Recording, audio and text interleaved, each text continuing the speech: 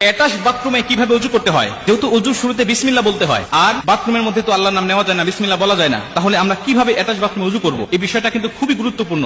আল্লাহ রাসূল সাল্লাল্লাহু আলাইহি ওয়াসাল্লামের হাদিস থেকে আমরা এই বিষয়টাকে আজকে পরিষ্কার হবো ইনশাআল্লাহ। আমি কয়েকটা পদ্ধতি আপনাদেরকে শেখাবো, এর মধ্যে যে পদ্ধতিটা আপনাদের ভালো হয় আপনারা সেইভাবে ওযু করবেন, ইনশাআল্লাহ আপনার ওযু হয়ে যাবে। কারণ আল্লাহ রাসূল বলছেন, ইবনে মাজাহ শরীফের হাদিসের মধ্যে আসছে, যেই ব্যক্তি ওযুর শুরুতে বিসমিল্লাহ বলে না তার ওযুই হয় না। মুহাদ্দিসরা হাদিসটাকে গবেষণা করে বলেন যে আল্লাহ রাসূল ওযু হয় না বলতে বুঝিয়েছেন ওযুটা পরিপূর্ণ হয় না। এখন ওযু হয় না অথবা পরিপূর্ণ হয় না, দুটো কথা একই।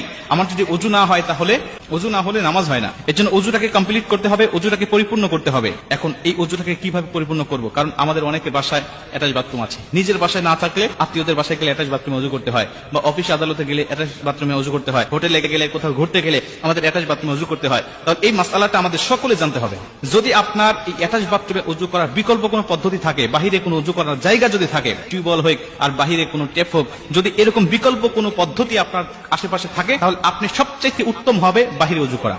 এটা যদি সম্ভব না হয় যে বাহিরে ওযু করার কোনো ব্যবস্থা নাই, তাহলে আপনাকে ভিতরেই করতে হবে। এবং ভিতরে করার আগে আরেকটা পদ্ধতি আছে, সেটা হলো যদি দেখবেন যে সাধারণত ওযুখানার পাশে বা টয়লেটের পাশে সাধারণত বাড়িতে এখন বেসিং থাকে, এই বেসিং এ আপনি বিসমিল্লাহ সহ ওযুটাকে শুরু করবেন। কারণ বেসিং এ তো আর পা ধোয়া যায় না। আপনি বিসমিল্লাহ বলে ওযুটাকে শুরু করলেন, হাত মুখ ধুলেন, আপনি মাথা মাসে করা পর্যন্ত সবকিছু করলেন, শুধু পা ধোয়াটা বাকি রেখে আপনি টয়লেটে গিয়ে পাটা ধরলেন। এটাও অনেক উত্তম হবে, এটা আপনার জন্য অনেক ভালো হবে। যদি এটাও সম্ভব না হয় তাহলে আপনি 3 নম্বরে আপনি একটি কাজ করবেন, আপনার বাথরুমের যে টেপ আর যে কমোড, এটা হাই কমোড হোক আর লো কমোড হোক, এর মাঝামাঝি একটা কাপড় দিয়ে পর্দা দিয়ে দিবেন। তাহলে কোনো ইখতিলাফ থাকবে না, এর মধ্যে কোনো সন্দেহ থাকবে না।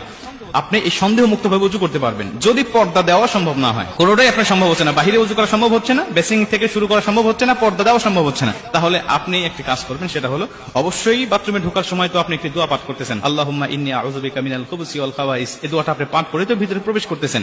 এই দোয়াটা পাঠ করার সময় অবশ্যই আল্লাহর নাম নিয়ে আপনি ঢুকেছেন।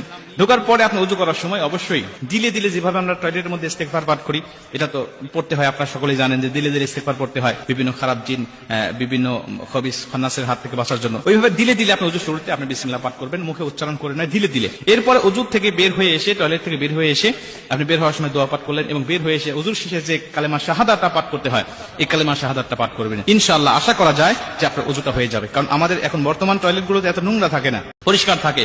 অতএব আপনি এইভাবে ওযু করলে ওযুটা হয়ে যাবে ইনশাআল্লাহ। তবে মনে রাখবেন, সবচেয়ে উত্তম হবে বিকল্প কোনো ব্যবস্থা করা। যদি না থাকে তাহলে পরবর্তীতে আপনার ধাপে ধাপে যেটা আপনার জন্য সহজ হয়, এই সহজ পদ্ধতিগুলো অবলম্বন করে অবশ্যই ইবাদতগুলো করবেন। আল্লাহ পাক অবশ্যই আমাদেরকে ক্ষমা করবেন এবং আমাদের ইবাদতগুলো কবুল করবেন।